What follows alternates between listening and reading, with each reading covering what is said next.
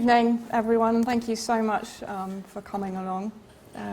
It's great to see so many faces there.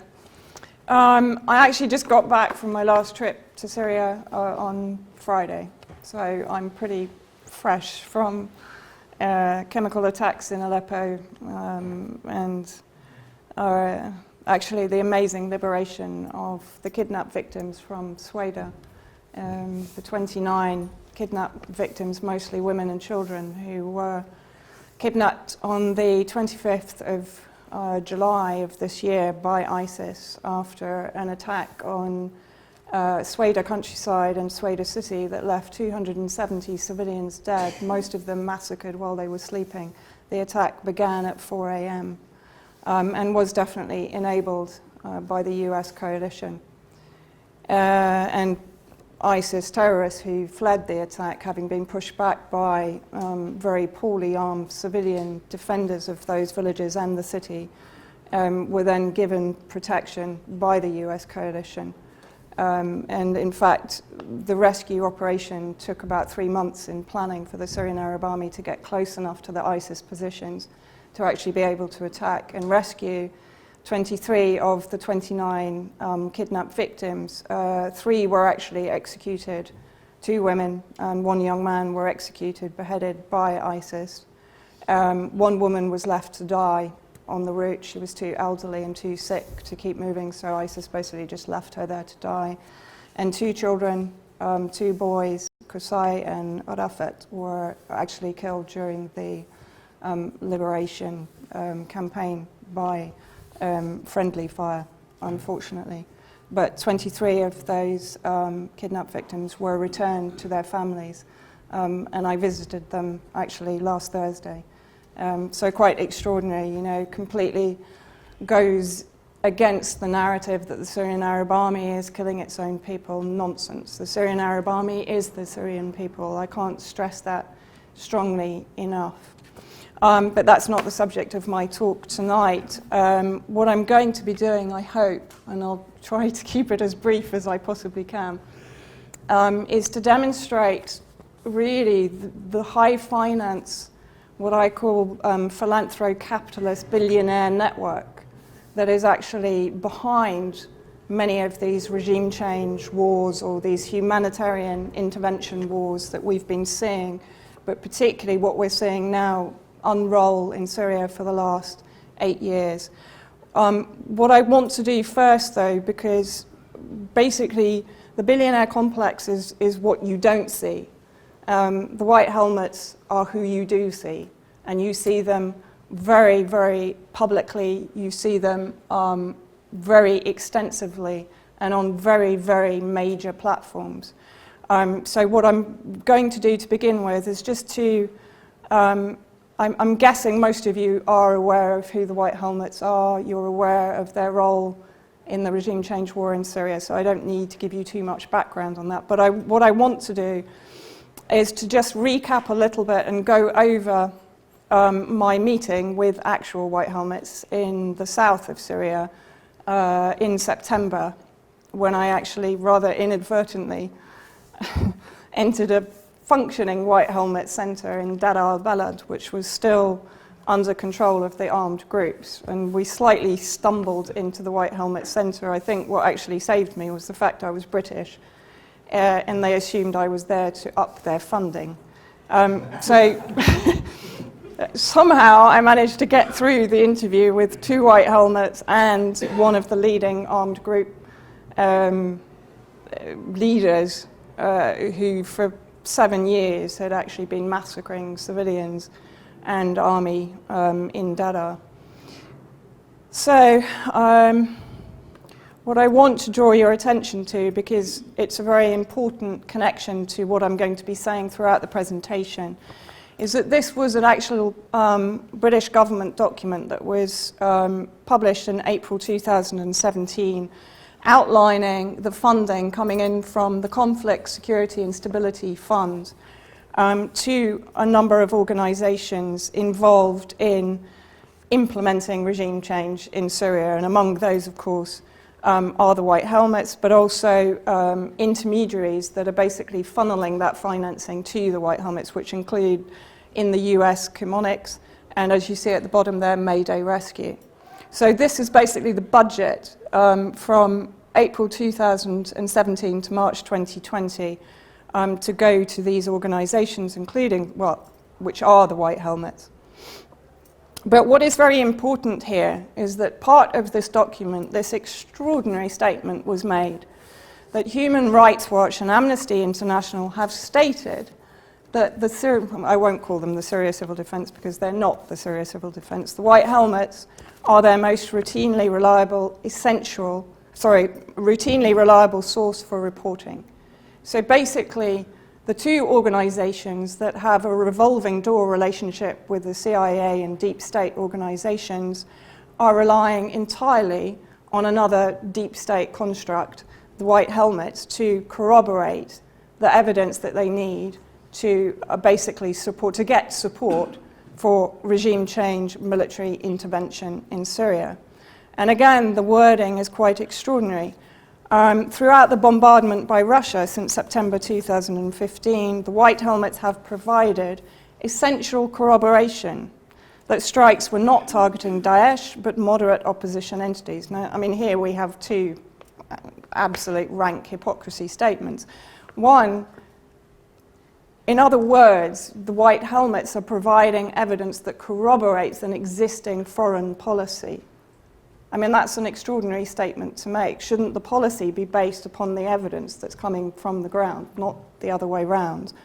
But also, again, supporting this idea that there are any moderate opposition entities. This has been discredited almost universally, except by those who, of course, are still trying to maintain the propaganda narrative, probably implemented by Charles Lister and supported by David Cameron, that there were 70,000 moderate opposition. That has been proven to be nonsense. But a very interesting point has come up. I mean, I mentioned the revolving door relationship between organizations like Human Rights Watch and Amnesty International. But very recently, Our Hidden History on Twitter just put out a statement that Louis Kuttner, co-founder of Amnesty International, had planned to open an office of another NGO, World Habeas Corpus, in Beijing, of course another target nation. If the CIA would pay for it, Kuttner would allow CIA to staff it completely with our own people. He's actually put a link to the document for that, but I mean, this is quite an extraordinary exposure. Another extraordinary bit of information that's come out in the last few weeks, and I'm sure you're all aware of it, is the network of networks, the cluster of disinformation set up predominantly by the British government, Integrity Initiative. As it says, it was set up in autumn 2015 by the Institute for Statecraft in cooperation with the Free University of Brussels to bring to the attention of politicians, policymakers, opinion leaders and other interested parties the threat posed by Russia to democratic institutions in the UK, across Europe and North America. So basically what this is, and it includes the actual cluster itself. There are a number of clusters working in a number of areas globally. But in this particular cluster, you will find, I believe it's a BBC journalist, a number of government and media actors. But perhaps unsurprisingly, in one part of the document, they talk about regular educational seminars in London with expert speakers addressing key issues to educate core team and clusters. And in amongst that, we find the white helmets, the UK Foreign Office propaganda construct set up by a former MI6 agent.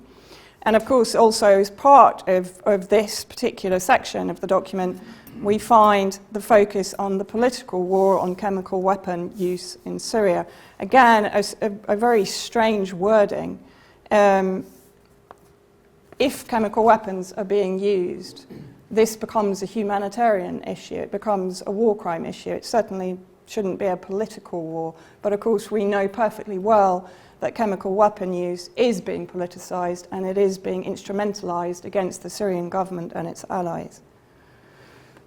As I mentioned, when I was in Syria in September, I met with the white helmets in Daraa, This is Abu Mohammed al-Mahamid, who was actually the leader of that particular white helmet group.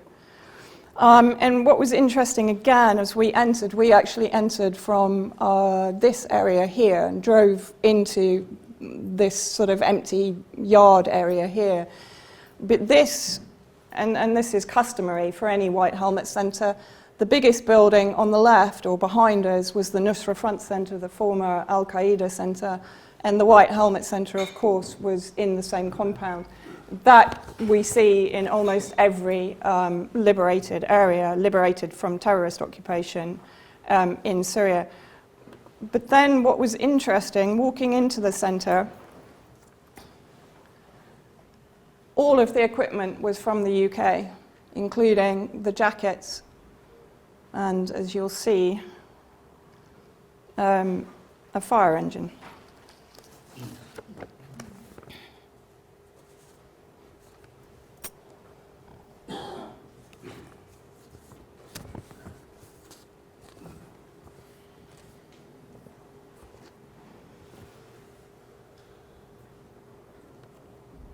And they were actually very keen to tell me that they were being funded by James Le Mesurier and Mayday Rescue. So they didn't try and conceal anything from me. As I say, the funding had actually been cut off about 6 months prior to that. So there's the British fire engine.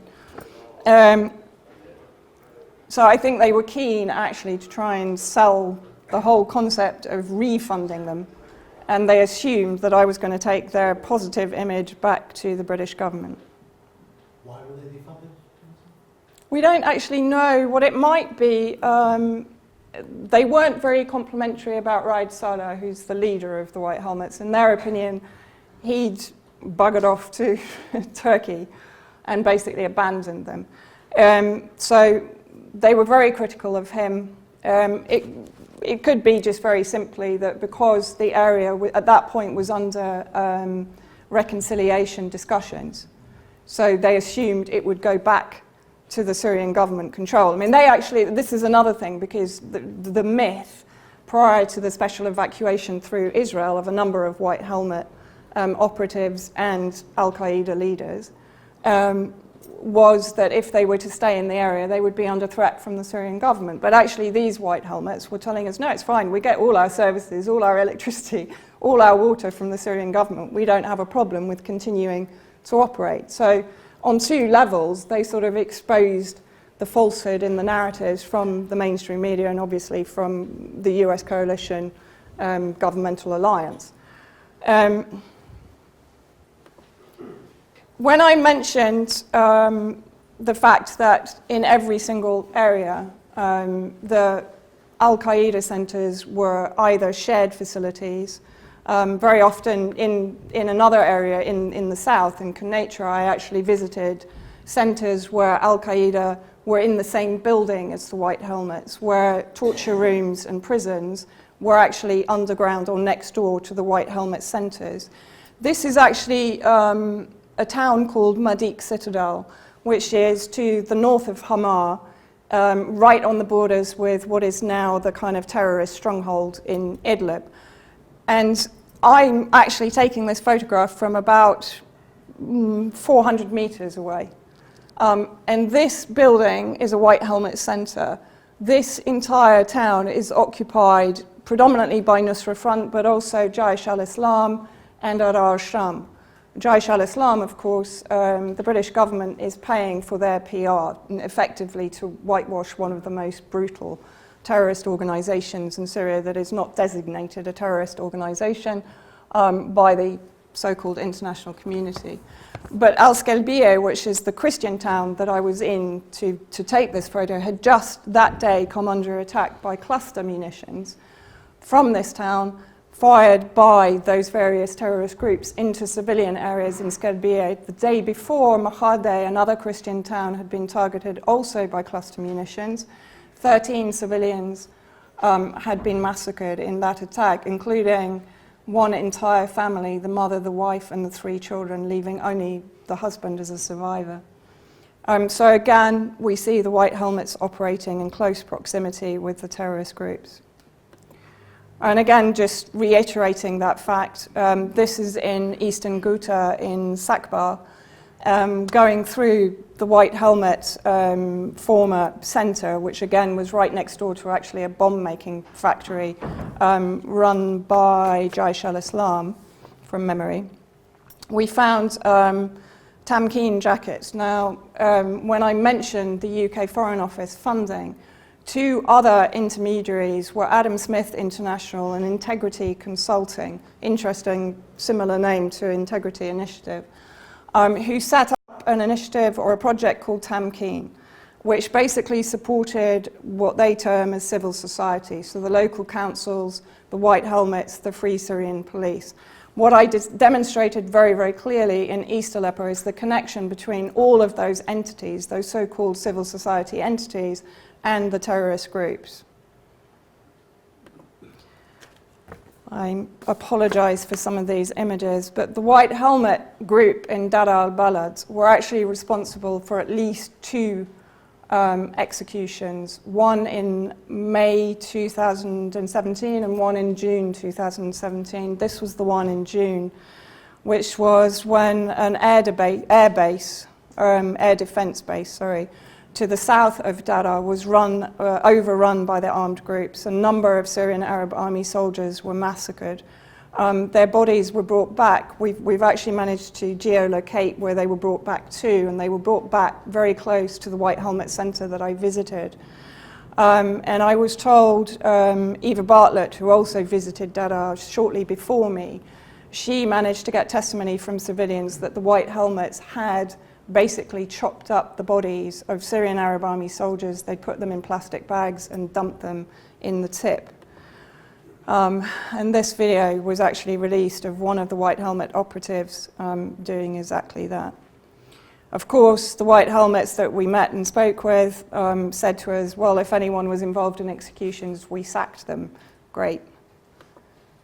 One of the things, two of the interesting things that he actually admitted to me, one was that the majority of those that left via the Israeli evacuation and then came into Jordan and then potentially came into the UK, because there are a number of alleged White Helmets who have been resettled in the UK. Of those, a large majority, or a large number, were members of terrorist groups, were members of militant groups, including Nusra Front. But what he also said, which was quite interesting, because we pushed him on the fact that, well, the White Helmets have a reputation for being affiliated with Nusra Front, and he actually at one point responded and said, yes, of course they are. And if they are Nusra Front and they run a White Helmet Centre, so this means all his colleagues are also Nusra Front, which is exactly the argument that I've been giving for the last, since the creation of the White Helmets, is that they cannot operate, they cannot work so closely or in such close collaboration with Nusra Front without adhering to that ideology. They wouldn't be able to survive. So this was actually confirmed by a White Helmet leader. We actually ascertained that this particular White Helmet group had very close ties to what is euphemistically called the Free Syrian Army. But the particular group of Free Syrian Army that they were affiliated to were responsible for a number of atrocities carried out through Dara and that southern region. But then going back to, as I mentioned, East Aleppo, again, I demonstrated very clearly that the Aleppo White Helmet leadership, and if you remember I just mentioned Tamkeen set up the local councils, so funded by the British government through the Conflict Stability and Security Fund. And this man, Abdulaziz Maghribi, was not only president of that local council, so funded by Tamkeen, he was also the founder of the White Helmet chapter in East Aleppo, but he was an active member of Nusra Front and an active member of Abu Amara, which were one of the most brutal groups in East Aleppo. They were effectively the protection racket group for Nusra Front. If anybody wants to check that out, that's the actual article that covers Tamkeen, Integrity, Adam Smith, and the Conflict Stability and Security Fund. And finally, some of you have probably seen this. But the white helmets are regularly praised by members. Abu Jabbar was actually the emir of HTS, Hayat Tahrir al-Sham, which is one of the rebrands of Al-Qaeda. But Abdullah Muhaizini, who's another infamous Riyadh-funded terrorist group leader in Idlib, has also publicly praised them on a number of occasions. So what I want to do now is to get on, so that was just basically a recap to update you on where we are with evidence against the white helmets. But what I want to do now is to focus on the Jo Cox Fund, which was extraordinarily set up within 24 hours of Jo Cox's murder in June 2016 by what we've termed the Jo Cox Four. I'll go into more detail as I go into the presentation. But on the left you have Nick Grono, Mabel Van Orange, Gemma Mortensen and Tim Dixon, and of course Brendan Cox, Jo Cox's husband. Now those articles have been published at Mint Press News. They've been co-written by myself and an amazing journalist, Whitney Webb. I'm very proud to have worked with her. And those three, so it's 3 parts so far, there's another 2 parts coming, are up at Mint Press News. So that's the first one. Second one, where we go into detail about the transition from the Balkans to Syria and the parallels between the shadow state constructs that have been established by the British government. And finally, the billionaire complex, the oligarchs behind the humanitarian regime change.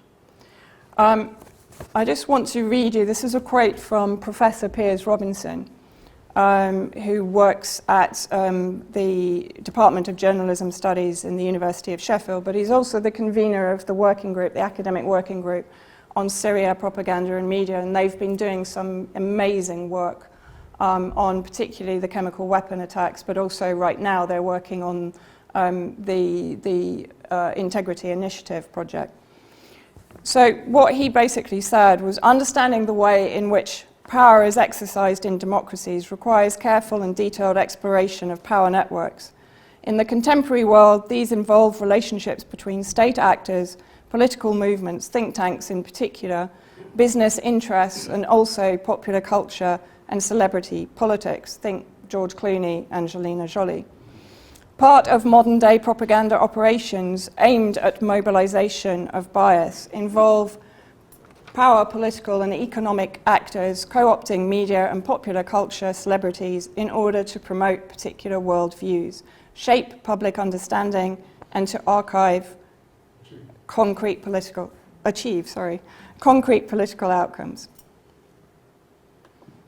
So tonight, because the 3 articles are incredibly complex and do contain a huge amount of information, so to some degree I'm going to focus on the first one tonight and try to demonstrate the extent of the network and the resources behind these regime change wars, behind these illegal interventions into sovereign nations that are simply not complying with imperialist practice. So first of all, who was Jo Cox? Well, you know, when I started writing these articles, we kind of thought, oh, because to such a large degree, Jo Cox has been sanctified since her murder, you know, and it was a terrible event. But I think we have to be very honest about who she actually was. She was a tireless advocate for the Syrian moderate opposition. She was a supporter of the UK Foreign Office financed and created propaganda construct, as John Pilger calls them, the White Helmets. She was a member of the Fabian Society, which has more recently actively been furthering the globalist policies of the UK government. She upheld the myth that the Syrian government had created ISIS. She claimed that Syria was not another Iraq, despite the very clear evidence that Syria was a progression from Iraq. If you look back over The Chilcot report, if you look at the communiques between Bush and Blair, it was very clear that Syria was in the pipeline after Iraq, particularly if it didn't come into line, which of course, as we know, as history has shown us, it didn't. She was a fierce advocate for refugees, while actually not addressing the cause of the exodus from Syria, which was actually a far lesser exodus than has been described, of course, by those who are trying to sensationalize and amplify the refugee crisis for their own needs. She voted against the bombing in 2013, but only because she actually felt that Cameron should go further and should put British boots on the ground in Syria, although of course there are British boots on the ground in Syria. What has happened since her death is that her image, her reputation, has been used to actually further iconize the White Helmets and protect them from criticism.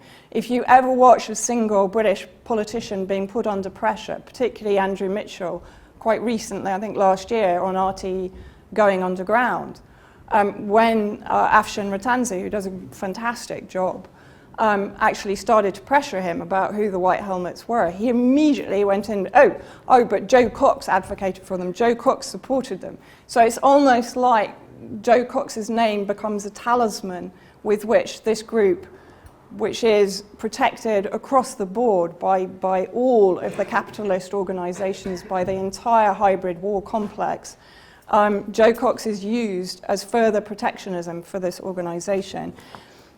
Channel 4, of course, very quickly jumped on this bandwagon and produced a report, Jo Cox and the White Helmets. Again, I won't go into it too much here because otherwise I'm going to be here all night. But Channel 4 are effectively instrumental in the production and promotion of the White Helmet movies, including the Netflix documentary and Last Men in Aleppo, both of which, of course, were, well, the Netflix documentary won the Oscar. Last Men in Aleppo was nominated for it. But if you want to look into that further, I have extensively investigated. But Channel 4 are instrumental in the production of those movies, the promotion of those movies, and by default, the promotion of the White Helmets. Is that Robert Redford there? Yeah. Sundance Institute, also responsible for the promotion of the White Helmet movies. So, what I want to do now, as I say, I'm sort of a little bit pushed for time to go into huge detail. What I want to look at is what we call the Jo Cox 4, although there's 5, but that includes Brendan Cox. But if we look at those who immediately set up the Jo Cox Fund to basically raise a huge amount of money, it's actually over 1.5 million, for a number of charities that were supported by Jo Cox, which include the White Helmets, Hope Not Hate, and I can't remember the third one right now. But let's just take a look at who these people are and how far back their connections go and to what extent they've been involved in previous regime change operations. So Mabel Van Orange on the top left. She's notable really for her involvement in the soft power complex elite. She's currently the CEO of an NGO called Girls Not Brides, but she's more infamous, as we described in our article, for the co-founding of the European Council on Foreign Relations, a globalist pan-European think tank whose members are a mix of EU politicians and top figures in the European media. However, it's more than just a think tank, given that it is essentially an extension of one powerful and controversial billionaire, and I'll give you 3 guesses who that is. Yes. Who's George Soros, whose Open Society Foundation was largely responsible for providing ECFR's initial funding. Her connections to Soros only get deeper as one examines her past. She was the director of EU affairs of Soros's Open Society Institute, beginning in 1997 until 2002, when she became International Advocacy Director for the Open Society Institute's branch in London. Notably, of course, George Soros is one of the chief funders behind the most prominent NGOs and other humanitarian organizations that have consistently promoted Western military intervention in the Syrian conflict. Yet probably, and this is where it will tie into the Balkans, one of her most striking connections in the context of Syria was perhaps one of her first. In '93, Van Orange, at the age of 25 and just out of university, founded the European Action Council for Peace in the Balkans and served as its CEO until '97, when she left to join Soros's Open Society. Despite its name appearing to advocate for peace in the Balkans, the group Van Orange founded was instead stocked with powerful US political figures who advocated for anything but peace in the Balkan states. Those included Brzezinski, National Security Advisor under former US President Jimmy Carter, Frank Carlucci, Deputy CIA Director under Carter, Deputy Secretary of Defense under former US President Ronald Reagan, and a number of other prominent globalists. Unsurprisingly, the European Action Council for Peace in the Balkans actually issued a call in '95 under Van Orange's leadership for an end to the arms embargo against Bosnia, the withdrawal of the UN forces from Bosnia, and an effective NATO air campaign. And the rest is a hideous history for former Yugoslavia.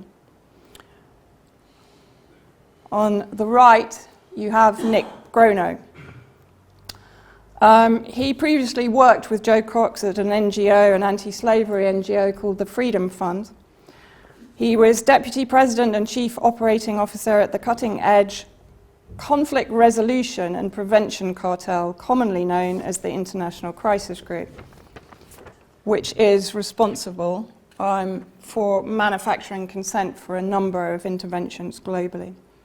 The Freedom Fund was first announced by former US President Bill Clinton at the 2013 Clinton Global Initiative meeting in New York. It was founded with $30 million, provided by 3 philanthropic foundations of powerful billionaires and financial interests. Humanity United, funded by Pierre Omidyar and his wife Pamela, the Legatum Foundation, the development arm of the Legatum Group, a global private investment firm connected to mega banks like JP Morgan and Goldman Sachs, and the Minderoo Foundation, the foundation of Australian mining oligarch and the country's richest man, Andrew Forrest, and his wife Nicola. So almost immediately we see the extent to which this network is beginning to expand into the oligarch complex, which, as I said, is what is behind the instruments that you see on the ground inside Syria. Grono is also on the board of Mabel Van Orange's NGO Girls Not Brides. So again, they're very closely connected. And this is what I'm trying to show, is that how this complex works. It's a very closely interlinked complex, basically ever-changing. They can react very quickly. For example, as I was explaining, if one NGO is discredited, they can simply rebrand and reproduce another one. The resources behind this complex are vast. Bottom left is Tim Dixon, co-founder of Purpose Europe, which is a branch of the Avaz. Avaz is the petition site that basically is a behavioral change organization. What it does is to tap into public opinion and also to manipulate public opinion. They were actually very responsible at the beginning of the conflict of providing the communication systems to the so-called moderate opposition in the hot areas like Dada, and basically raising public support, manufacturing consent for support of the moderate opposition inside Syria. Purpose are behavioral change experts that market themselves as non-profit while accepting donor contributions from some of the most influential foundations and political change drivers, such as Google. According to Corey Morningstar, a pioneer researcher into the not-for-profit industrial complex, Corey mentioned where, under the organization of Avaz, the public hadn't acquiesced to an airstrike on Syria, the New York public relations firm Purpose has stepped in. Purpose is also involved in the chain of the creation of the White Helmets, which came from Avaz to Purpose, and Purpose then incubated the White Helmets, the Syria campaign. Syria campaign is funded by Ayman Safari, who also funds the Tory government. So again, I know it's a lot to take in, but I'm just trying to give the impression of the depth and the extent of these connections and how they are effectively influencing. I mean, we talk about Russian influence on American elections, but when you look at the insane influence that these capitalists are having upon our political environment, our foreign policy environment, I think it's terrifying. Bottom right, Gemma Mortensen. She basically is involved with an organisation called Crisis Action. Brendan Cox, the husband of Jo Cox, was executive director of Crisis Action 2006 to 2009.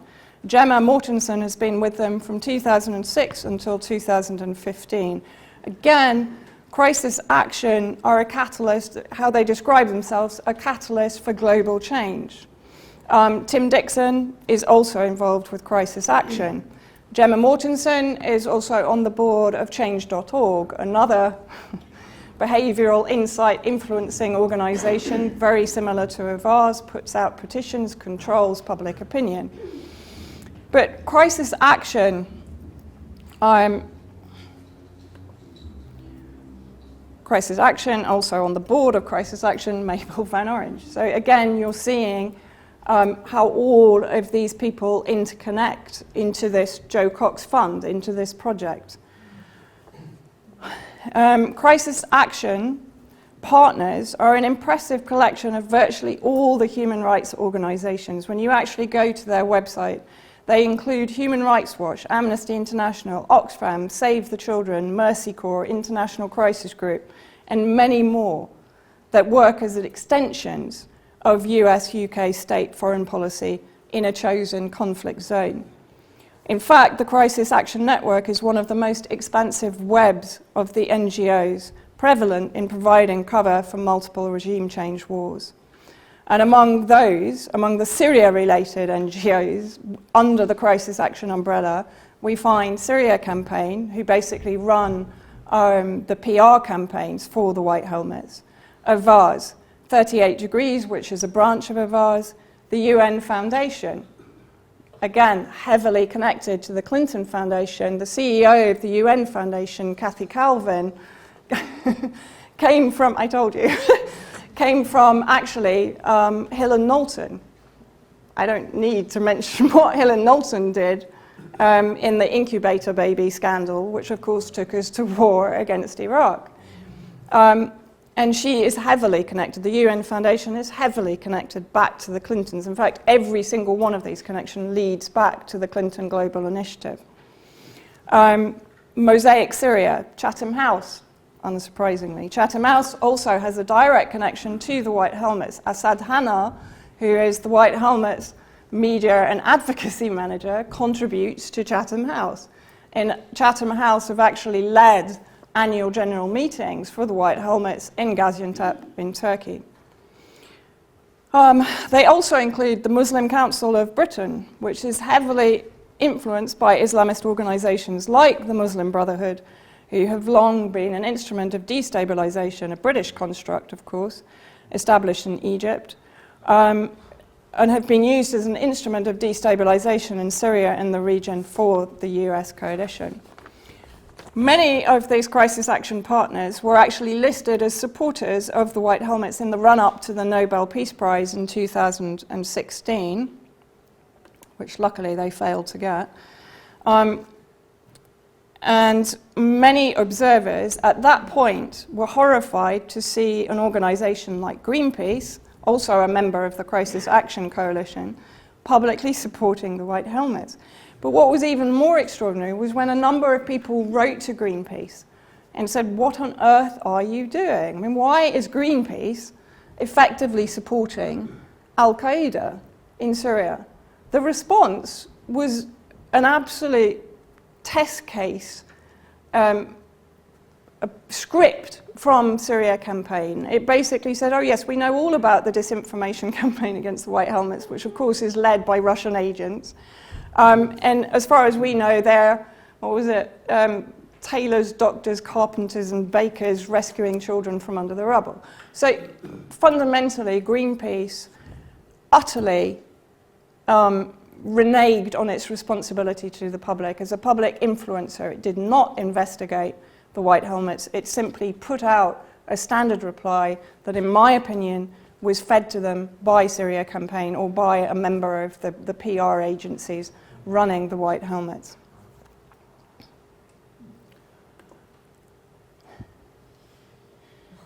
According to the Crisis Action report and statements from its sponsors, Crisis Action has heavily influenced and covertly managed events in Sudan, Congo, Gaza, Afghanistan, Ivory Coast, Egypt, Libya, and now Syria. It claims to amplify the voices of Syrian heroes, which of course, in their view, include the White Helmets, lauded by Crisis Action as an awe-inspiring feature of the last 6 years. One of the Crisis Action and Change.org projects, it's actually up at the Crisis Action website. I don't know if you all remember, as East Aleppo was being liberated by the Syrian Arab Army and its allies, we were constantly being bombarded with the story of the last doctor in Aleppo. Well, this particular last doctor, Dr. Hamza al-Khatib, who was the one who wrote the letter to Obama at the time demanding effectively a no-fly zone, which is effectively a declaration of war against Russia at that time by the US. He's not even a doctor, by the way. His real name is Ihad Kataji. He never qualified from Aleppo University. We actually checked with Aleppo University. He never qualified. He never finished his last year. Not only that, but through his own personal commentary on Facebook, he was in league with the terrorist groups in East Aleppo, including Nour al-Zinki, who beheaded the 12-year-old Palestinian child Abdullah Isa in July 2016. But this is who they iconized as the hero of Aleppo. Crisis Action also collaborated with an organization called BOND, which is the umbrella group for the British Overseas Development Agencies, to help shape a vision for Britain's role in the world post-Brexit. Kieran Norris was Political Affairs Advisor at BOND from 2014 to 2016, before he became a director of an organization called the Rising Global Peace Forum from 2016 to 17. He's currently head of external affairs at Oxfam, so again we see this constantly percolating exchange of personalities from one NGO to another. While director at the Rising Global Peace Forum, Norris awarded the Peace Prize in 2016 to Jo Cox and the White Helmets. So what we're seeing here, and I'm hoping you're kind of picking up on the picture here, is the depth of the roots of these organizations back to the global elite, back to the ruling entities within the US coalition, to the intelligence agencies, to the capitalist complex, that is all acting as a protection racket for the White Helmets, which is effectively an intelligence propaganda construct, and maybe more than that. James Le Mesurier. James Le Mesurier was former MI6, although we always suspected that. That was recently confirmed in a fairly recent Guardian article. And what I want to show, because this was a very important element that came out of my work on the Jo Cox Fund. Basically, we see what happened in the Balkans as a blueprint for what then happened in Syria. And Dr. Marcus Papadopoulos, who many of you may well know, who's a very dear friend and a very esteemed analyst, actually said, Yugoslavia and the Serbs were the first victims of the American-led unipolar world that emerged in '91, because it was in Yugoslavia, namely Slovenia, Croatia, Bosnia and Kosovo, where the US and its principal ally Britain, together with Germany, destroyed the sanctity of internationally recognized borders, disregarded the authority of the United Nations Security Council, dealt irrevocable damage to the United Nations Charter by having undermined legitimate state authorities and having supported with arms, training, money, logistics and intelligence information armed secessionist movements, which comprised fascist, Islamist, and organized crime groups, facilitated the arrival of mujahideen and jihadist fighters to the region, employed their respective media outlets to demonize the people standing in the way of their objectives, the Serbs, accusing them of mass murder and genocide, thus justifying the West policy in the Balkans, and then directly intervened with military force to guarantee the accomplishment of their objectives. In short, Yugoslavia was the template for Iraq, Libya, and Syria. When I looked into James Le Mesurier's role in Kosovo, initially it was very hard for me to get any information. He'd basically been wiped from the records. He worked in the office as the High Representative. I even had somebody go back through the records there. His name had been completely erased. But what I managed to do through Marcus, actually, was to contact somebody who had been in Pristina at that time. And what he did was to confirm the following. In 1998, Le Mesurier was seconded to the office of the High Representative for Bosnia and Herzegovina under Carlos Westendorp before being sent to Kosovo in the summer of 1999 after the deployment of the Kosovo forces to the province. 1999 to 2000, Le Mesurier was appointed intelligence coordinator for Pristina City, acting as liaison officer between intel officers of different national contingents. Le Mesurier left the British Army in 2000. From 2001 to 2002, Mesurier was deputy head of the Advisory Unit on Security and Justice and the special representative of the Secretary General, Hans Heikerup's security policy body within the UN mission in Kosovo. In this position, Le Mesurier acted as political advisor to the UN Police Commissioner and represented the SRSG on civil-military police coordination bodies. From 2002 to 2003, Le Mesurier was advisor on economic crime with the EU mission in Kosovo. But what is very relevant here, who was in charge of Pristina at this point was a guy called Bernard Kouchner, the CEO or the former founder, co-founder of Médecins Sans Frontières, Doctors Without Borders, and now founder of Doctors of the World, Médecins du Monde. Sorry, I have to translate in my head. Why is this interesting? Because I have a theory. James Le Mesurier in Kosovo, under Bernard Kouchner, converted the KLA, which was a British government-funded Islamist Albanian warlord organization, terrorist organization, criminal organization, into what then became the Kosovo Protection Corps, the Kosovan Protection Security Organization, which is just a joke. Because actually, under Bernard Kouchner, what started to happen was the KLA rebranded as a security force, were effectively taking Serbian children, Serbian civilians, across the border to what were called the Yellow Houses for organ trade and child trafficking. So under James Le Mesurier, this was happening. Under Bernard Kouchner, this was happening. If we look at the parallels between the creation of, or the transformation, the rebranding of what is effectively a terrorist organization, the KLA, into a security force, what we've seen in Syria is it happening right from the beginning. What we've seen is the white helmets being created as the humanitarian interface for the terrorists, the human shields for the terrorists. Whenever the Syrian Arab army moves to liberate an area, what happens? We get narratives of chemical attacks. We get the white helmets providing the humanitarian context to either call for a ceasefire or to demand further military intervention or to criminalize the Russians and the Syrian government and their allies. So what we've seen, in my view, is a very clear parallel between what James Le Mesurier managed to do in Pristina in Kosovo and what he's now doing in Syria. And I believe that there's an even bigger parallel here. Carla Del Ponte actually wrote very much against UN resistance, but she wrote about the organ trafficking in Kosovo. She investigated it and she wrote about it. And of course, Carla Del Ponte was the one voice when in Ghouta 2013 there were claims of Syrian government chemical weapon use in eastern Ghouta. It was Carla Del Ponte who said it was very likely that those missiles came in from the terrorist-held or the rebel-held areas. So why do I think this is relevant? 18,000 Syrian children, this was a question put to the UN, I'm not going to play it all because it's hideously painful, by a Syrian journalist at the UN. 18,000 Syrian children have fallen victim to organ harvesting. Yes, sir.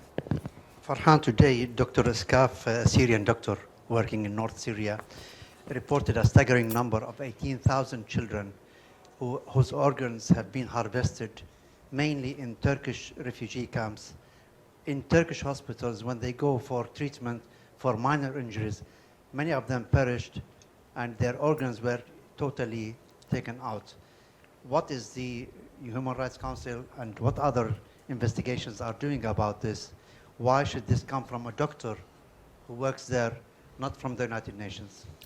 Well, first of all, as you know, because of our limited presence on the ground, we don't have any first-hand information about the reports you just cited. We have tried, through the work of the Commission of Inquiry, dealing... I can't actually listen to too much of that. I mean, but basically what you've got is the UN, yet again, obfuscating what is clearly a crime against humanity. In every single area that I entered, where the White Helmets had been operating alongside Nusra Front, I received testimony in East Aleppo, in Ghouta, in Dara, of the trafficking of children, of the taking of children for organ trade, of the use of warehouses and hangars as operation chambers for the organ trade. So we are seeing, in my opinion, a repetition of what was happening in Kosovo, again under James Le Mesurier's stewardship, but effectively that means under British intelligence stewardship. And what I want to just show you to finish here is I actually picked this up. It's a White Helmet, one of their promo videos. But when I watched it, I just found, I always find their videos very bizarre. Most of the time, in my opinion, and this has been corroborated by civilian testimony, it looks very much like they've either drugged a child and buried it and then dug it up again for the film. They abuse and exploit children to promote their organization, in my opinion, my very considered and evidenced opinion. But I just want you to watch this video because this was put out as the White Helmets rescuing children. But I actually had the video translated and it's a little bit different to how it's portrayed.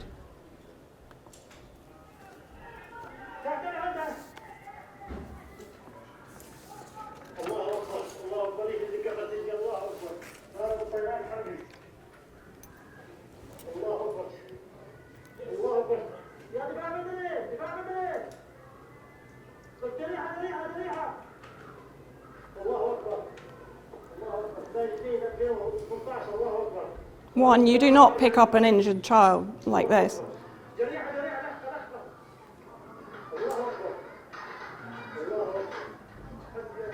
Why are there only children in the ambulance?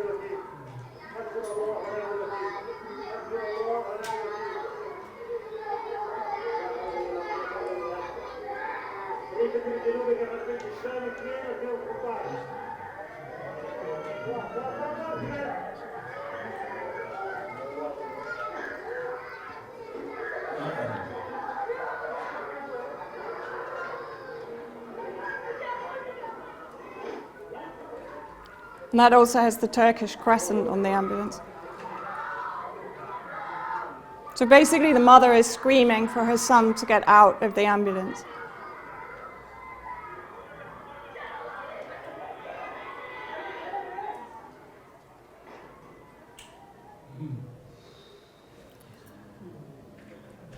Thank you.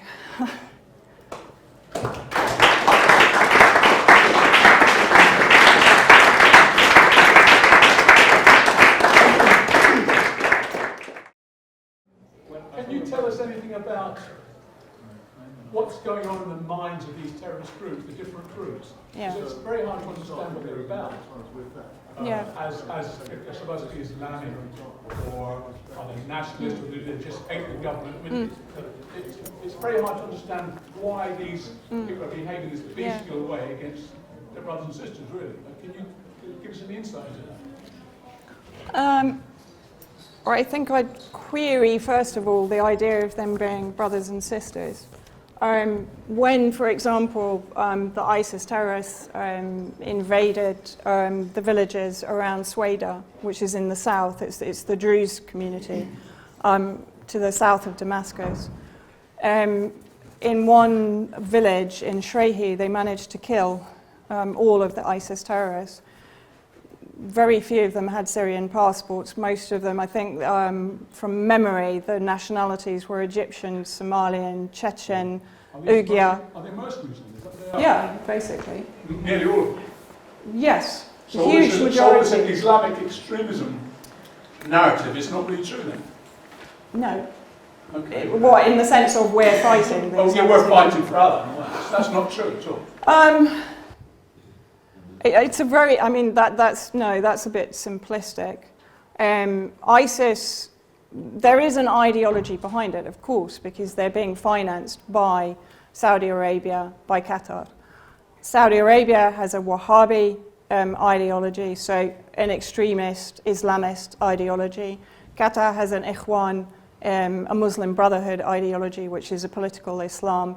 The way I tend to actually look at it, if you look at Wahhabism, if you look at Ikhwan, Muslim Brotherhood, if you look at Zionism, if you take away the religious aspect, if you look at it only as a political movement, they all have exactly the same ideology, which is supremacist, elitist, racist, and all three were certainly, Wahhabism and Ikhwan were created by Britain.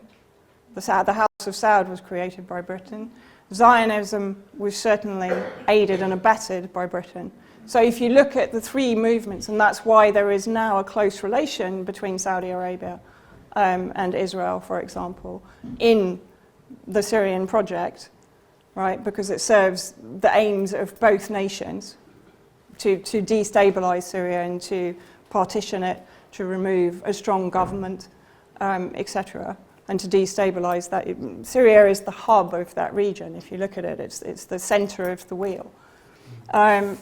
So where I struggle is the idea that these are a grassroots brothers and sisters Syrian revolution against the government, because this so-called revolution was being planned. I mean, if you listen to Roland Dumas, the former French foreign minister, he was approached by British government officials in 2009 who told him that they were planning to finance and foment the insurgents in Syria. You have the Muslim Brotherhood, as I said, the Ikhwan element inside Syria. Those have been consistently used as a tool for destabilization. If you go back to 1982, the Hama uprising, which was preceded, I mean, everybody remembers the fact that Hafez al-Assad, Bashar al-Assad's father, led the massacre against the Muslim Brotherhood, but what nobody ever tells you is the campaigns of suicide bombings and massacres of Syrian Arab Army cadets, etc., that led up to that final campaign to try and suppress that uprising, which was again financed and led by the CIA. Those documents have come out now, the Department of Intelligence Agency documents have come out corroborating that idea.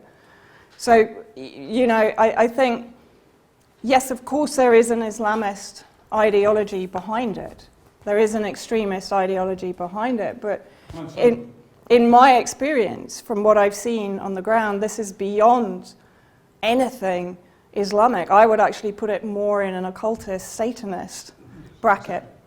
Because what they do, the dismemberment of corpses. I was told by people in Kafraya and Fua, two villages that are now fully evacuated but were previously besieged by Arar, Sham and Nusra Front, when their own were killed, they would impale the bodies on stakes and put them up as terrifying edifices for the civilians inside Kafraya and Fua. I mean, this is not normal. This is not Islamic behavior. This is something beyond that. And of course, they're drugged up. You know, they have Captagon, which is an adrenaline. It's very hard to see the Westerners who are leading this as anything other than Satanists, really, isn't it? It's very hard to see them as being anything other than beyond our understanding in a way. There's a wickedness there. It's inhuman. It's impossible for ordinary people to really understand what's going on with these people. In Sweden, for example, a disabled child had his head cut off while he was sleeping. You know, and that's something relatively mild, trust me, from some of the stories that I've heard inside Syria. Do you have another question? Yeah, sure. Surely there are parallels with the so-called Afghani freedom fighters of the 1980s under the American campaign against the Russian, pro-Russian government in Afghanistan, with the whole Al-Qaeda network being set up there under Brzezinski and all those top figures in American intelligence. Well, Hillary Clinton admitted that, yeah. So I think it started really in modern times with that Afghani campaign. With, for instance, another example was Sir Nicholas Bethel with his really free Kabul, his intelligence agent working for this campaign. So I think they... Yeah. And of course, those mujahideen, or many of them, then came back into Yemen and then became the Al-Qaeda threat that was declared in 2009 by Obama. So yeah, you're off to us. Roy, you know, when the Syrian war first started out, trying to keep up with everything and who was doing what. And then I can't remember who it was, but somebody quite respected said, well, actually, you don't have to follow who that are. You know, the Al-Qaeda, the ISIS, the Jaish, Al-Sham, whatever it is, they're all basically the same. Yeah. And they're just divided up so that the Americans call them moderate. That's obviously simplistic, but is it basically right? It's pretty right. I mean, you know, they try to portray the fact that Nusra Front, for example, is fighting ISIS. It's nonsense. The only thing they will fight over is money or territory or equipment. I guess the best way to describe it is like gang warfare. You know, like, for example, in Idlib, now the majority of the opposition groups, to call them that, have come under the banner of Al-Qaeda, HTS, which is a rebranding of Nusra Front, have now co-opted the majority of the militant groups in Idlib. So now they're pretty much all Nusra Front. So they're all Al-Qaeda. So how many of them are actually mercenaries rather than fighting for an ideology? I mean, I just find the whole ideology argument so difficult to comprehend. I mean, you see, particularly in Idlib, you know, because all the rebels they kicked out of all the other towns all went to Idlib. So then they came to Idlib. Yeah. But also they're still coming in from Iraq, for example, through Turkey. But I mean, they do seem to be holding out there. You know, they're not running away, are they? I mean, when it looked like the Russians were going to go in there. They didn't. Well, they're holding out there because Russia has negotiated. So I'm going to have to sit down. Because Russia has negotiated a ceasefire, which actually effectively. But Russia and the Syrians were going to go in and clear out Idlib, weren't they? And there was a lot of the rebels left, but quite a lot stayed. And to me, that suggests that there is an ideology there rather than just mercenary undertakings. Because they were going to get killed. You know, it did look like the Americans threatened war, didn't they? The Americans threatened the Russians with war when they were, at the time when they were expected to go in, and there was a kind of a negotiation. I'm not sure of the details, but no. No, I mean, I think you're correct in some ways, but I think I was actually in Syria when the ceasefire came into effect, and as I said, the Christian towns of Mahada and Skelbia had just been targeted, which are on the borders with Idlib. But effectively what Russia did at that point was to outmaneuver the United States, because at that point the rhetoric was building up that not only if there were a chemical attack would they attack, but if there were any attack on Idlib. The Americans started to change the rhetoric at that point to make it very, very brinkmanship rhetoric. And so what Russia did was to basically sort of deflate the whole thing by negotiating with Turkey for the buffer zone from which the armed groups were supposed to remove their heavy weapons, which they did temporarily, but then they brought them back in very quickly. But the problem with Idlib, I don't think it's an ideology as such. What it is the control in Idlib by other nations. So you have Turkey controlling, for example, the Al-Qaeda elements and the Free Syrian Army elements. You have Saudi Arabia financing specific elements within that group, within Idlib itself. You have the US, the UK. I mean, the UK has just announced that it's going to be sending humanitarian aid into Idlib. You know, humanitarian aid, which of course translates into finance and weapons, right? There are other militants, mercenaries, from all number of countries coming in from Iraq during the ceasefire into Idlib to reinforce positions there. So no, I don't think you can purely say it's an ideology. What you can say is that these are chess pieces being moved around by global powers, such as Turkey, such as Saudi Arabia, even to a lesser extent now Qatar. But there are huge influences there. What Russia is attempting to do politically and diplomatically is to sort of keep a lid on it for now.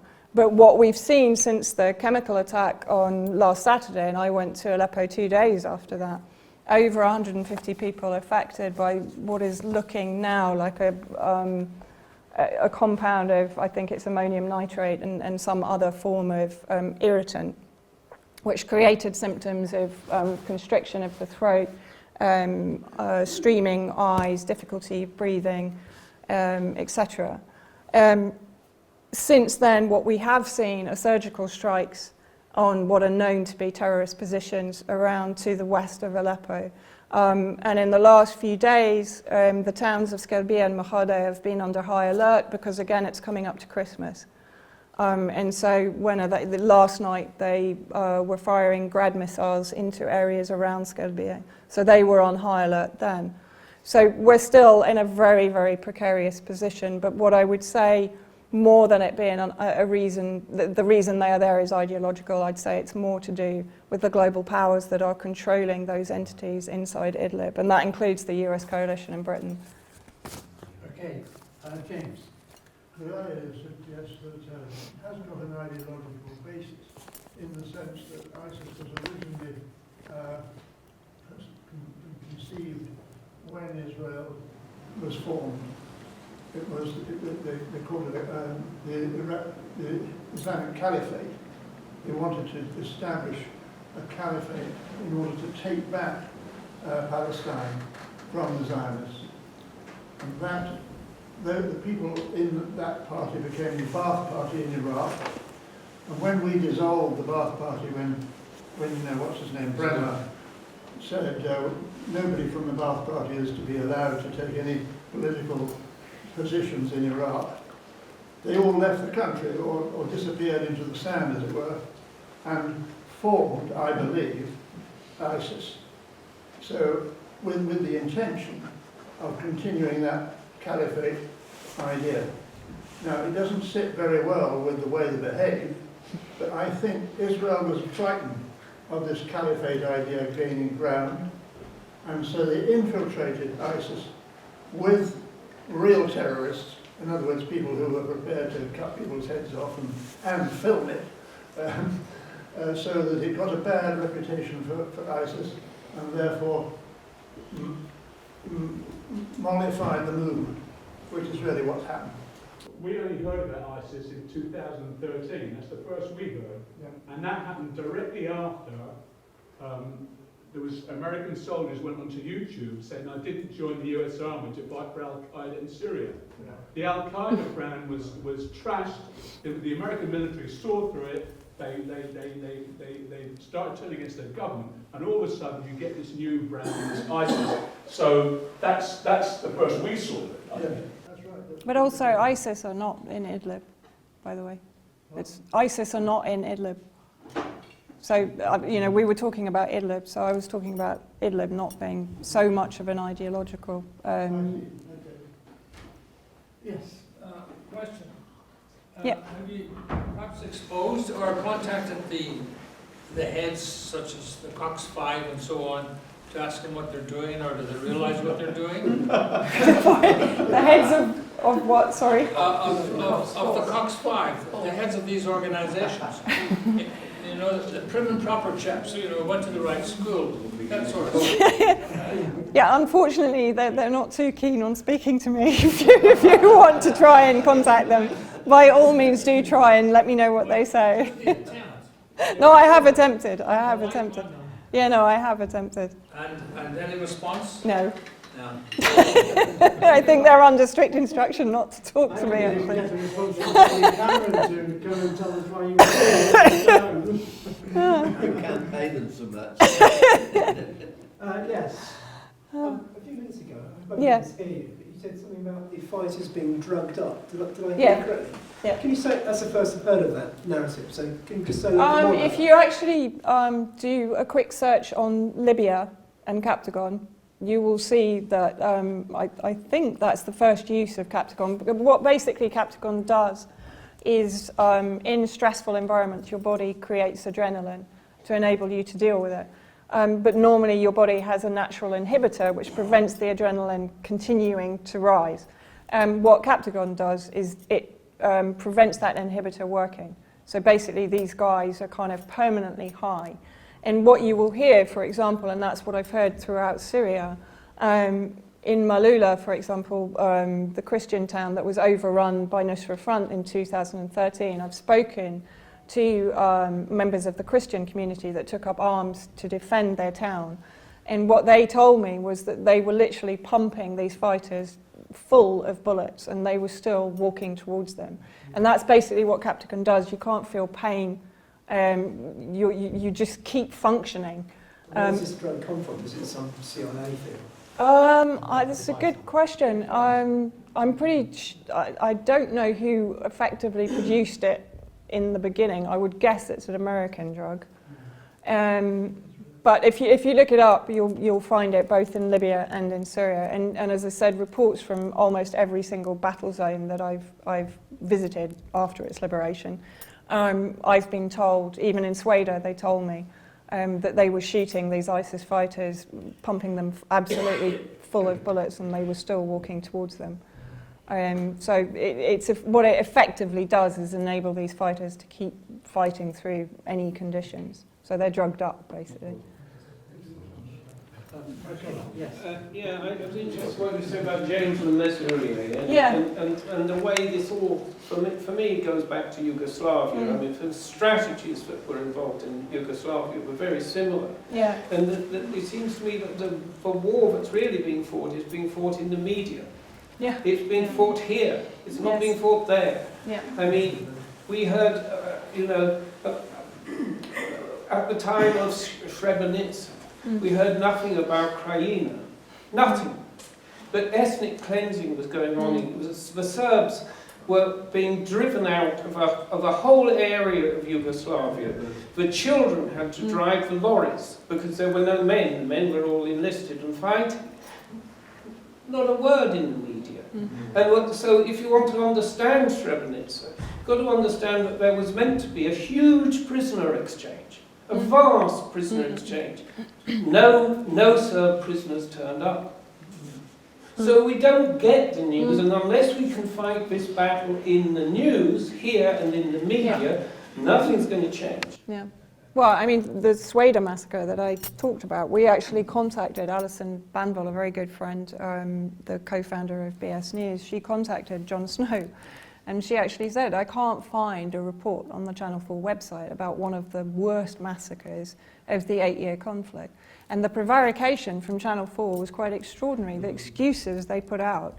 And basically what it meant was they didn't care, because this massacre didn't feed their narrative. So you're right. I mean, wars cannot happen without the media manufacturing consent. The information war is actually, I won't say it's the most important war, because the Syrian army has sacrificed so much to maintain control of Syria against what is effectively a foreign invasion. But the information war is incredibly important. And I think all of us have a duty when our governments are effectively going to war, whether it's publicly announced or not. The fact is we are at war right now, and we have been for 8 years and even longer. Then we have a responsibility to inform ourselves and as many people as possible as to the truth of what is really going on. Hillary Clinton a few years ago said we're losing the information war. Do you think that's true now? Yeah, I do actually think that's true. If you actually look at what we've got going on now, the DFR labs, the Atlantic Council, Bellingcat, we've got a huge army of censorship implementers coming at us now. Why are they coming at us? Because they need to. Because public consensus is being influenced. by independent voices, by independent media, by alternative channels, and by, I would hope, by us transmitting the voices of the Syrian people that have been completely ignored and marginalized for the last 8 years by the mainstream media. And I think the trust gap between the mainstream media and the public is now almost unbreachable. I mean, I think certainly now, in this country, yeah. I now live in Yorkshire. Yeah. On 2 occasions, I've gone into a newsagent and said, I've got a copy of the Daily Lyre, and they're daft. I mean, yeah. guarantee it. Yeah. People understand. I saw some more hands go up. Yeah, I think you were. I was wondering, and back on the issue of ideology, why do you think it is that in the Middle East they tend to, there seems to be a different strategy if you look at like Latin America and Venezuela or in China when they try to destabilize the society, they typically target certain demographics like students or people who are on quite privileged trajectories who resent the current regime, which generally has done something to remove their privilege and even out the society economically. And they have a concrete economic interest in like restoring the old privileged glory. Whereas, I mean, what kind of people do they tend to recruit as the terrorists, and why is it that there's such a focus on like Islam and terrorism and just chaos and violence in the Middle East, and why is there a different strategy rather than like elsewhere? No, I think that's a very good question. I mean, the demographic in Syria, I mean, funnily enough, we were just discussing this over the last, I was just in Bulgaria and I was discussing this with Syrians in Bulgaria. The demographic that was targeted in Syria was very much the rural areas. If you also go back to 2009, when there was a drought in Syria, and again, this is a very familiar pattern, particularly in that region. You will often see famine or drought preceding an intervention. Now I am going to go into conspiracy theorism, but when I actually looked into that drought, there is a very strong possibility, and actually I think it was somebody affiliated to the Red Cross that had actually looked into it, that Turkey had engineered that drought in 2009, because what did the drought do? It pushed a lot of the rural communities into the suburbs of some of the bigger cities, like Aleppo, like Homs, and like Damascus. And those rural immigrants into those areas, one, then had no possibility to provide for themselves or to educate themselves. Those were some of the poorest areas, coming into some of the poorest areas and some of the most marginalized areas in the suburbs that were poorly educated, that were majority, for example, Muslim Brotherhood or Islamists, because the majority in Syria is actually, I don't like using sectarian terms because Syria is actually a very secular country, but the majority, if you want to look at it in those terms, is Sunni Islam. But the majority, again, is moderate Sunni Islam, not the extremist ideology or not the political Islam that you see with Muslim Brotherhood. But in those poorer areas, in those areas that are perhaps not serviced by the education structure inside Syria, those were the areas that were paid to go to the demonstrations, that were paid to go to the protests, and who were then co-opted into a sort of an Islamist regime which at least ensured that they were paid, that ensured they were given food, water, etc., etc. So, for example, in Eastern Ghouta, what I saw during the liberation was a huge difference to East Aleppo. Aleppo had always resisted calls to the so-called revolution. It was always loyal to the Syrian government. So when the terrorists actually invaded in East Aleppo, many of those civilians were sort of held there against their will. They were held as hostages, as human shields, and when I saw them, when they were liberated, there was genuine jubilation at being liberated. In Eastern Ghouta, it was a little bit different. There you had a large number of Muslim Brotherhood and more Islamist extremists. And when they came out, what I saw, the majority of women wearing the burqa, many of them distrustful of the Syrian government, distrustful of the Syrian army, even though they left by the humanitarian corridors set up by the Syrian government. But when I saw them 2 weeks later, at the refugee camps, it was a completely different atmosphere. They were relaxed, they were being fed, they were being given all of the amenities that they needed before they would be rehomed back into Eastern Ghouta. So I totally see what you're saying, but I think the demographic that was targeted inside Syria were those communities that were poor, that were poorly educated, that were being, to some degree, marginalised. And I think now what we're seeing is the Syrian government attempting to reintegrate them, working through the amnesty and reconciliation agreements, and to reintegrate those communities back into society and to provide education, healthcare, etc. As regards why generally in that region you see a different tactic, I guess to some degree you do have, for example, in all of these countries, you have some degree of sectarianism, but even in Iraq, for example, if you speak to Sami Ramadani, who's an amazing Iraqi analyst, what he will say is that the sectarian divisions were actually more class divisions in Iraq. They were not sectarian divisions. So those sectarian divisions are very much manufactured by the West. But what then happens, unfortunately, they do to some degree become reality. When I speak to Syrians now, what they will say to me is prior to 2011, they would never ask if their neighbour were Sunni or Shia or Alawite, or it never occurred to them. Now, unfortunately, that sectarian narrative has been imprinted upon them, and it becomes very difficult then for them to, they will, because Syrians are a naturally forgiving people. They are a naturally, you know, as one of them said to me very recently, now we start the war of forgiveness. We have to now actually start to forgive people from Syria who have turned against, for whatever reason, against their own people. I don't know if that sort of fully answers your question, but that's very much, you know, what is happening, and we're seeing it in Yemen as well. The use of that sectarian narrative, or the description of it as tribal warfare, when it couldn't be further from the truth. Okay, Alan. So is the ultimate goal of these elites to not only bring down Assad, but to make him, to put him before the International War Crimes Tribunal as a war criminal, just as they did with Milosevic? Is that the ultimate aim? Yeah, I mean, I think actually I saw something today. I don't know if any of you are aware of the Caesar report, which was the sort of the new incubator baby report. It was actually commissioned by another Qatari company from memory. And it was the thousands of people that Assad had murdered in prison, etc. And that report has been doing the rounds for some time. If you want to read a very good report debunking it, there's an article by an analyst called Rick Sterling.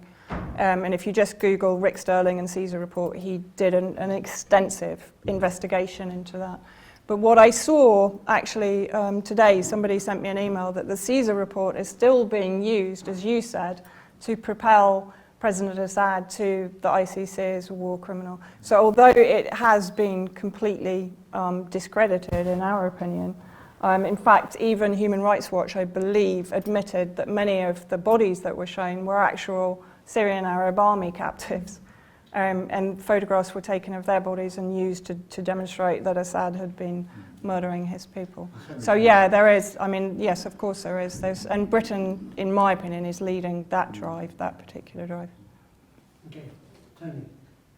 I get a overall impression, talking to people we've met outside of Syria and those that have become refugees, do you feel that they would like to go back if they... I mean, as a percentage, say, because presumably there must be some that feel as if they'd like to integrate into Western society. I mean, are there a small percentage, or...?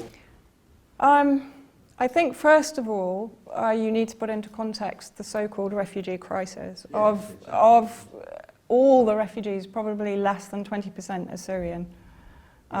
Which, you know, is not how it's portrayed by Western media. We would assume, but if we listen to Western media, we would assume that every single Syrian is leaving Syria and coming to Europe. There was a report on the BBC not that long ago demonstrating that many refugees, Syrian refugees, are actually trying to go home, and the EU is actually preventing them. When I was in Sweden, I spoke to the head of an NGO there who's working with immigrants, and he said to me, the Syrian refugees are exceptional because the majority of them, as soon as they arrive in Sweden, they're talking about when can they go home. Well, it doesn't help Western propaganda, Well, no, if it of course gets not. out that So they want to get back. No, but I mean the majority of genuine, and I say genuine Syrian refugees, so I'm not talking about extremists and terrorists who have come into Europe, by the way. And no, I'm not far right and I'm not a fascist. There are extremist elements that have travelled from Syria through Turkey and back into Europe. But the genuine Syrian refugees, the majority, I would say, want to go home. Unless, of course, they're refugees for another reason, unless they're economic migrants or they've come for education purposes or something else, or to avoid conscription. That, of course, is another reason that some of the young men have left. Migrants, it's difficult to see how they're going to be enthralled with what's going on here at the moment. Well, yeah.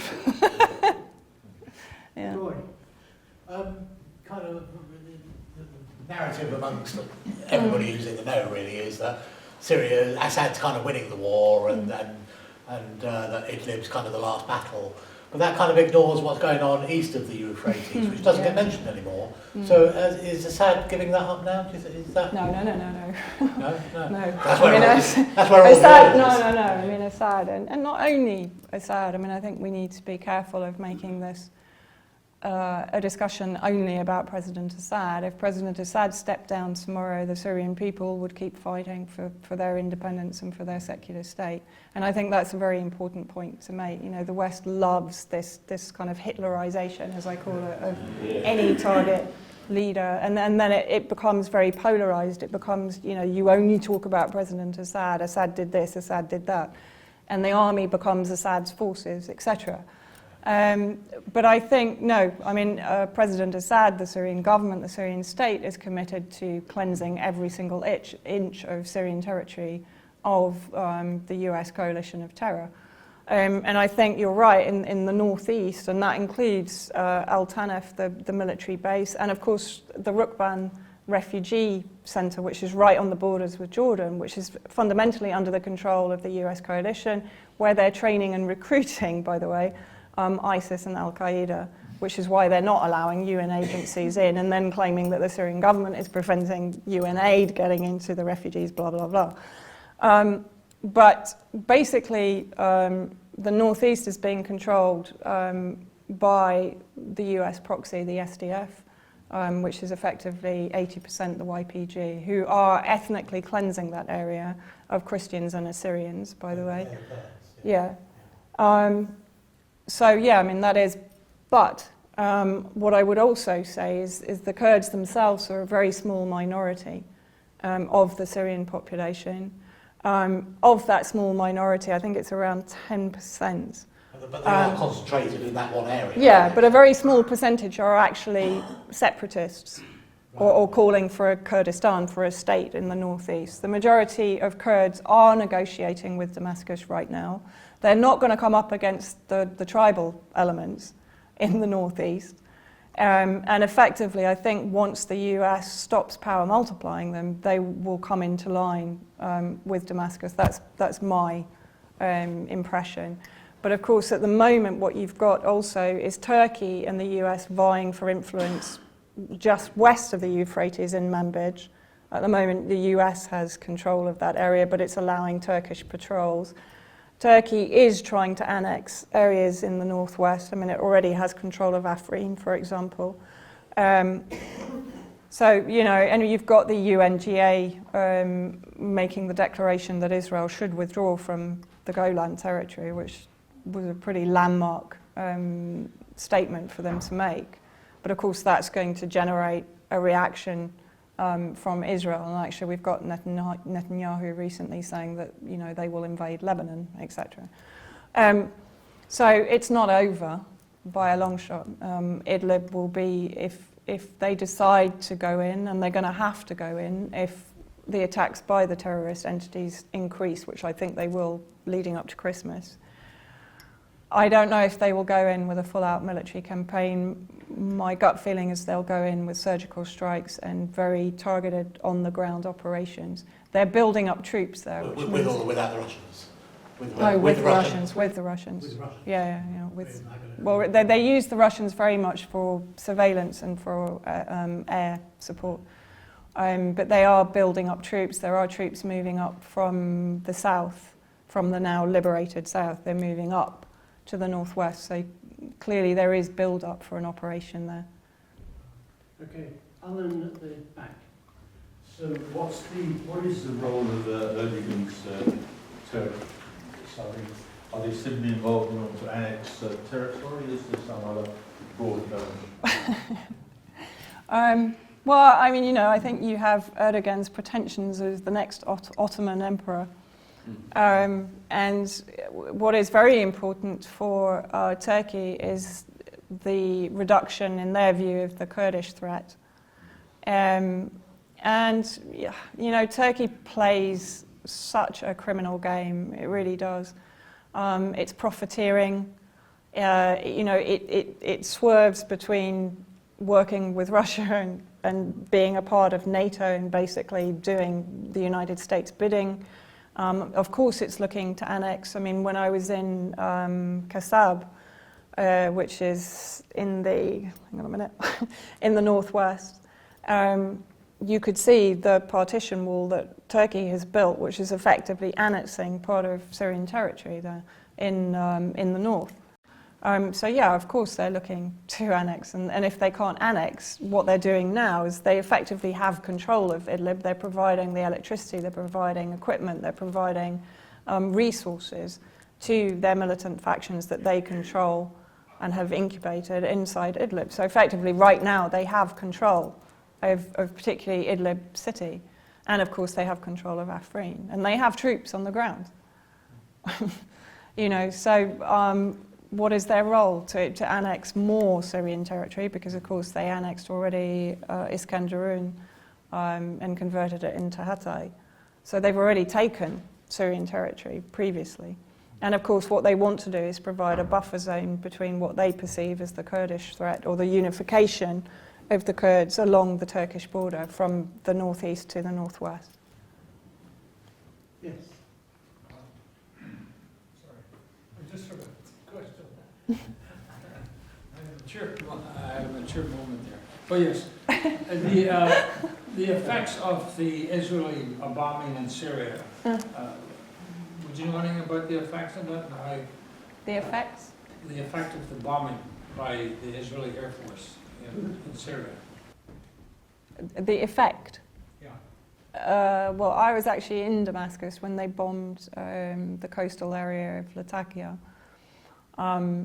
It was pretty minimal, to be honest. I mean, now they have got, I've been a little bit out of circulation in the last few days, but as far as I know, the S-300 defense system is up and running.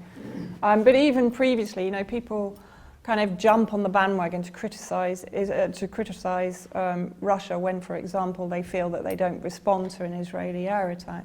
But the fact is that the air defense systems that Syria has in place, that, by the way, brought down the majority of the missiles fired by France, Britain, and the US earlier this year after the alleged chemical weapon attack in Zuma that has now been completely disproven. The majority of those missiles were brought down by the Syrian air defense systems. But what people don't comprehend is that those defense bases are run by both Syrian and Russian. So while people are complaining, oh, why didn't the Russians do this? Why didn't the Russians start a war with Israel? The fact is that Russia is effectively working and collaborating very closely with Syria on the ground with their air defense system. And now what you have, since that, the effect of that attack on Latakia was to actually increase Russia's resolve to help Syria defend itself against Israel. So it was a home goal by Israel, to be honest, because now Syria has an increased air defense system. And actually since then, there was it did bring down missiles south of Damascus. I think it was about 10 days ago. So it's effectively working. So what it has done is shut Israel up to a large extent. Well, the main reason, of course, was the downing of the Russian surveillance. yeah, of course, yeah. Yeah, according to the One Israel official news, they have had over 100 bombing sorties, as they explain. They're great at exaggeration. Yes, they are. Exaggeration? Yeah. Yeah, 100 sorties since when? In the last year. No. No, okay. Kevin. Regarding just the propaganda thing, yeah. Our problem obviously is the usual one, that there's such incredible matrix of wickedness going on that people just can't believe it exists. Yeah. The whole media, the whole political system. People just, at least 50% of people just can't just even go near the idea. And we're finding ourselves now that, recognising that globalism is really a permanent revolution, that we have to start kind of supporting things we don't particularly like, which is nationalism, in order to counteract it.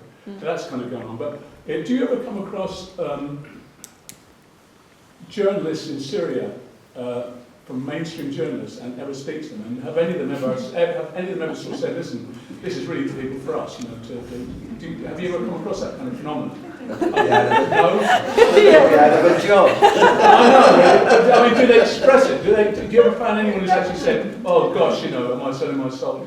Oh God, no. No? I think they'd have to find their soul first to decide they've sold it. Okay. So you've never seen that? Okay. No, I mean, I did actually have a conversation with a prominent BBC journalist, and I did actually ask them. They were relatively civilised. They did sit down and talk to me. But I asked them. Jeremy Bowen? No, I did actually ask them why on earth they were not investigating the White Helmets. Why were they not raising questions with the British government as regards the financing of terrorism? And the response was, oh no, that's far too polarising and far too controversial. And I mean, my jaw just hit the ground. I thought, well, hang on a minute, you're a media outlet. Are you not supposed? I mean, surely controversy and something. I mean, it was such a. But this was demonstrative. This is a demonstration of what these media outlets represent. They're just an extension of the foreign policy of our government. That's it. It's called a salary. Yeah. Have I got this right? You can interview the White Helmets, but you can't interview the British press. No, or the British government. Yes. I mean, again, Britain is the mecca of the world of advertising. Behavioural insight. We're basically better at advertising and have been leaders, world leaders in advertising. It seems to me that the journalistic world has been taken over by the ethos of advertising, which is, it doesn't matter whether the product is that good. You just have to reiterate it and reiterate it and advertise it. So in a way, I think that they think they're being journalists, but they've actually turned into... No, they are marketing agencies for British foreign policy, that's it. There are, I mean, I have to say, I did have the pleasure and the privilege of speaking to Peter Oborne in Damascus.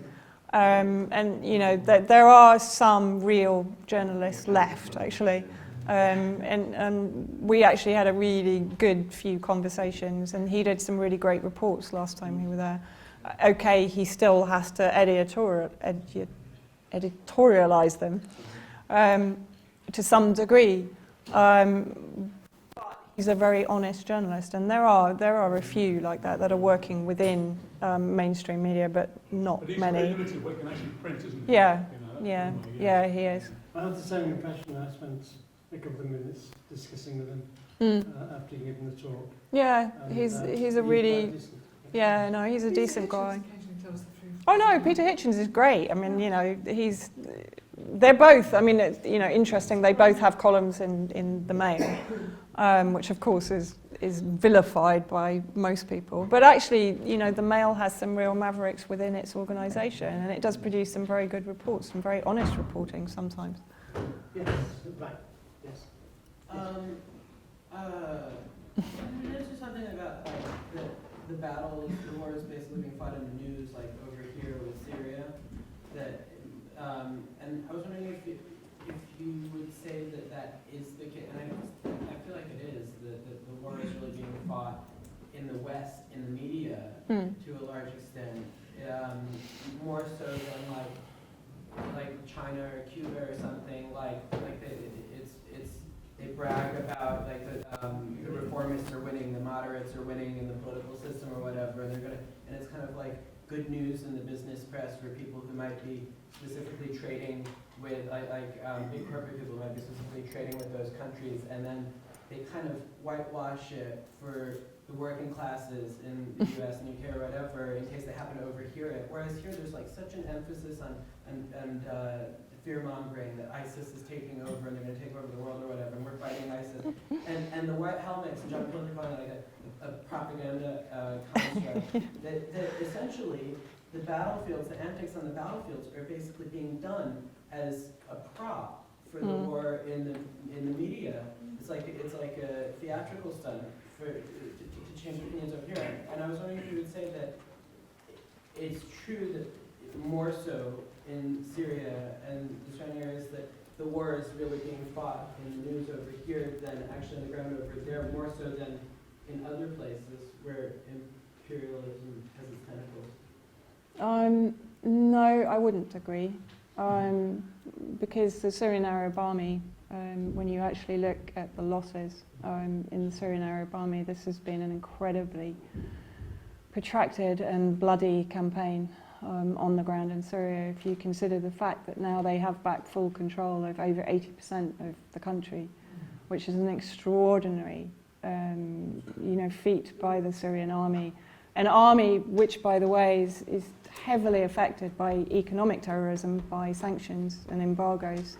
When you actually look at the weaponry that, for example, ISIS have, and the equipment that they have, the trucks they drive, compared to the ancient weapons that the Syrian army have. A Syrian army soldier is probably on between $30 and $50 a month, if they're lucky. Many of them are in exposed regions where they don't even receive food or equipment or aid or ammunition. So no, I would disagree. I mean, when you actually look at the losses, I mean, for example, just to give you one example, in Tartus alone, which is a coastal town, they've lost 62,000 young men. That's just one area. So the losses to the Syrian army, the losses of young men and women in Syria is vast. And I mean, this is something, for me, this is just one of the crimes of this century, because that's almost an entire young generation that has been wiped out. So I agree with you. The information war is being fought incredibly fiercely over Syria, but that's because Syria is so pivotal to projects against Iran, Russia, China, for example. So Syria, if you like, is the battlefield for all of these global powers militarily, and it is being fought very fiercely on the ground. I mean, in Tilal al-Safa, which is the area that's just been liberated from ISIS fully by the Syrian army, I actually went there 2 weeks ago. They lost 500 soldiers just in that one campaign alone. So no, the war itself is being fought incredibly courageously by the Syrian army, and they have suffered massive, inestimable losses, not only loss of life, but loss of limb. The number of soldiers who've lost limbs, arms, paraplegic. You have an entire generation, very much like Iraq, that are going to be affected for decades. Depleted uranium, the US has used depleted uranium in Syria just as it has in Iraq previously. In fact, in virtually every area of intervention it's used chemical weapons and depleted uranium, even in former Yugoslavia. So I agree with you, there is a vast information war being fought, and it is definitely being led, in my opinion, by the British, because, as you said, they have a history of behavioural change, insight, organisations. I mean, going back to Chatham House, going back to pre-First World War, Britain was the expert in behavioural change, drivers and influencers. That's why our manners are so good. That's why we keep saying sorry all the time. Lord Northcliffe. We always smile. Have you noticed the diplomats on television in international conferences? If they're smiling, permanent smile, they're I really think you must from Syria. Nick? Would you like to comment on the strict contrast these days between the Guardian and the off-Guardian? I think that's quite an important new phenomenon. That we have real journalists writing for the off-Guardian and expressing the kind of sentiments that the Guardian used to express, maybe in the last century sometimes. Yeah. What happened to the Guardian? It's sold out, whatever it was before. Well, I mean, I think the Guardian has now taken over from the Telegraph as the MI6 mouthpiece, hasn't it? I mean, the thing is that the Guardian, I can't remember when it was exactly, but it basically dropped all its decent writers like John Pilger, Jonathan Steele no longer writes for them. It basically sort of culled all its good journalists and brought in a load of spooks, like, for example, what's his name, Martin Chulov, Luke Harding, Martin Chulov, Karim Shaheen. Karim Shaheen is the supporter of the Caliphate, for God's sake. Martin Chulov, I've actually done an investigation into him and how throughout the war he basically entered under the auspices of Nusra Front and ISIS.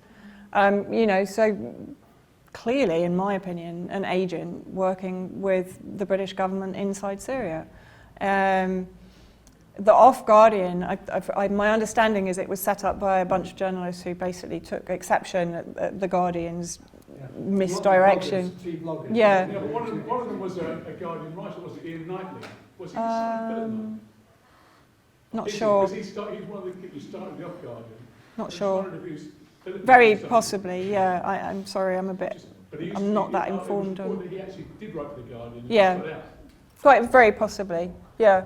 But I mean, the Off-Guardian does a fantastic job. I mean, you know, I love them. They do a great job of holding, actually, the Guardian to account. In a couple of minutes, we have to start clearing up. But then we can circulate and talk to people individually. Yes? The military equipment that the opposition parties have in Syria, where does it come from? Oof. Actually, there was a very good investigation done by a journalist, and I can never pronounce her second name, but Diliana. I can write her name afterwards. She'll kill me now. But she did a very good investigation into the Bulgarian weapon trafficking into the terrorist areas, and I think it went in from memory via Saudi Arabia, so it went with the Silk Airlines to Saudi Arabia and then came in through various borders into Syria. But I mean, the weapons in the early days, they were coming in through Libya, Jordan, even Lebanon, actually, in the very early days. Many of them, I mean, some were Russian manufactured. I mean, it's very difficult to pinpoint just one particular manufacturer because weapons, you know, they tend to circulate from country to country. But certainly, I mean, in the last 2 days, I think in Conatra in the south, there was a whole cache of US manufactured ammunition and weapons found. In the south in particular, because the CENTCOM, the Central Command in Jordan that was in control of the southern militant factions, were sending arms in through the Jordanian border, the Nasib border, for example, to the militant groups there. So in the southern areas, in Dara and Conatra, they found a huge cache of American weaponry, but also in Deir ez-Zor when it was liberated, because of course the Americans were supplying weapons into ISIS, etc. there. In almost every liberated area, they found a number of Israeli weapons, American, British, French. I mean, there are French munition experts now in Idlib helping to manufacture and design the chemical weapons like the ones that we used in Aleppo last Saturday. So they're coming in from everywhere, and they're coming in from almost every open border. Now the Jordan border between Syria and Jordan is reopened, so the Nasib border is back fully under the control of the Syrian Arab Army. How have you managed to survive? Sorry? Have you managed to survive? Who? Me? With the help of the Syrian army. Have you managed to survive this evening? I'd like to thank Vanessa very much.